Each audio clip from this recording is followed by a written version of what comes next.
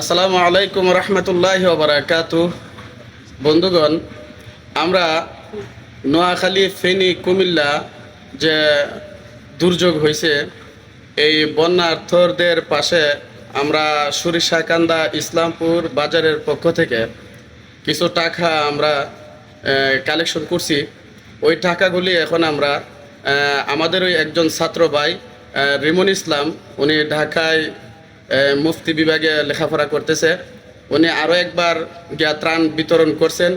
এখন আবার আমাদের পক্ষ থেকে ওনাকে বন্যা ক্ষতিগ্রস্ত লোকদের ঘরবাড়ি নির্মাণ করার জন্য কিছু হাদিয়া পাঠাচ্ছি।